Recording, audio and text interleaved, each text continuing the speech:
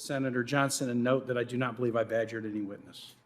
I appreciate that. Here's one proposed solution, by the way, if we want to decrease the stress level on our children.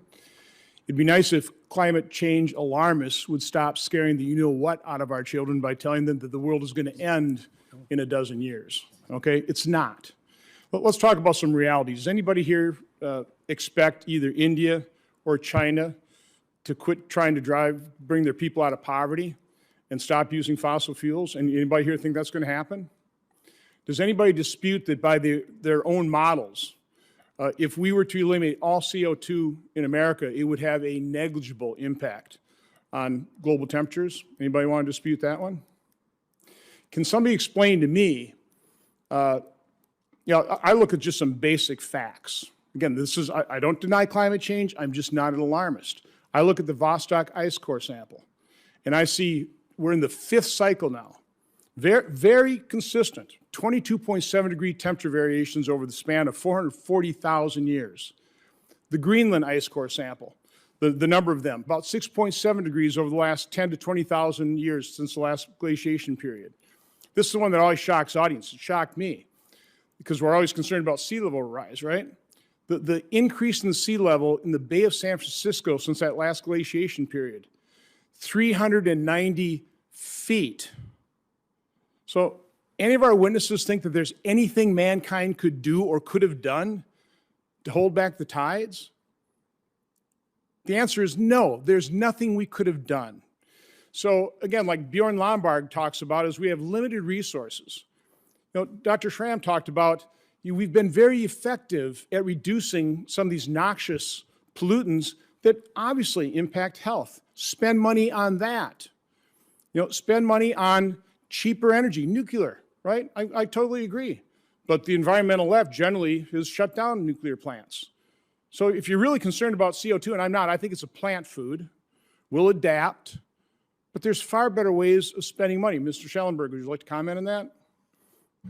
Yeah, I mean, absolutely. I think that the nuclear issue just shows that maybe the people that are raising the alarm about this, there's an ulterior motive going on here. Something else is going on. I mean, we've got some big problems with renewables that we need to deal with. I mean, we have Steve Hayes from NOAA, who is top scientist at NOAA, that said that you can't have any more industrialization of the eastern seaboard without threatening the extinction of the North Atlantic right whale. It's extremely troubling. We're seeing a high number of dolphin and whale strandings, beachings since industrial wind activity occurred. So, I know that many people here support nuclear power, but we still don't have a plan to expand it. And that's the easiest and fastest way to transition away from fossil fuels without increasing electricity prices.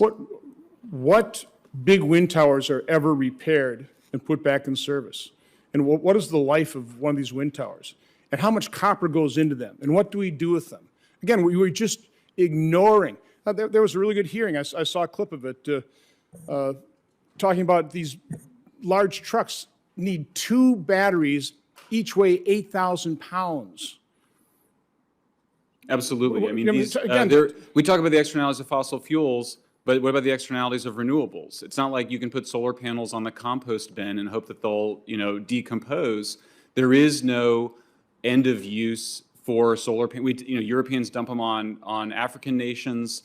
For ours, go to landfills. Same thing with used wind turbine blades. It's because it's not cost effective to recycle them. So you have a huge waste problem from these solar panel and wind turbines and batteries that nobody's talking about. So Dr. Greenstone, that would be a really good analysis for your research is, take a look at the externalities and the cost of all this green energy, what's being proposed. Have you looked at that? It's an excellent question.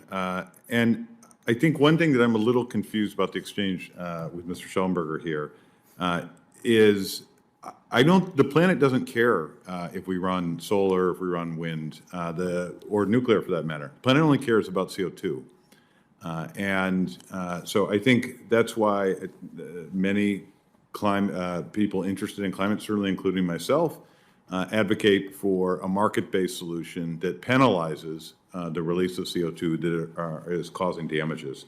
So I find the debate about particular technologies a little confusing. And then I just want to add one point that where I feel like there should be some agreement with Mr. Schellenberger and I, but I'm a little perplexed by it. He seems to be a big proponent of nuclear and was engaged in a kind of heated exchange with Senator Whitehouse. Well, if solar and wind are so great, the market would just adopt them. Well, the same challenge applies to the advocacy of nuclear. Nuclear plants aren't running, they're not being built because they're out of the money.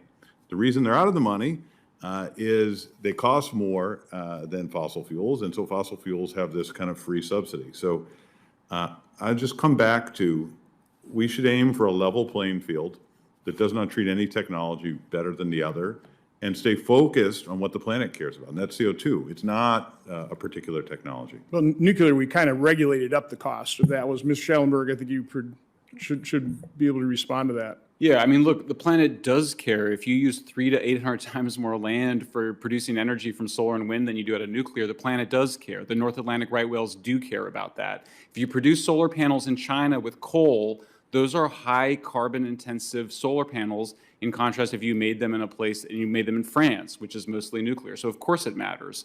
So and as nuclear, as you mentioned, I mean, California was shutting down a nuclear plant, not because it was expensive, but because of anti-nuclear phobias that date back to the 60s. So nuclear is fundamentally just an issue of public concern. We over-regulated it. The people that pushed for that over-regulation were pushing for it because they were ostensibly scared of it, but they really favored renewables. There's a whole regulatory paradigm here that has to be taken into consideration. And what about the economic or the environmental impact of mining? Massive. I mean, that's why you look at what's happening in the Congo. I mean, just go online and look at cobalt mining in the Congo. It's a shame. What's happening in China, it's an absolute travesty. We should not be importing any more solar panels or batteries produced in China to the United States. It's just a fundamental human rights issue. Thank you very much. Thank you, Mr. Chairman. Hey, before you click on the next video, if y'all could do me a big favor and hit that like button. The algorithm loves it, and so do I, because it helps promote these videos and get the message out about what our government has been doing. Don't forget to hit that subscribe button and turn on your notifications, because every time I put out a video, you want to know about it, right? Thanks again, and have a good one. See you on the next one. Peace.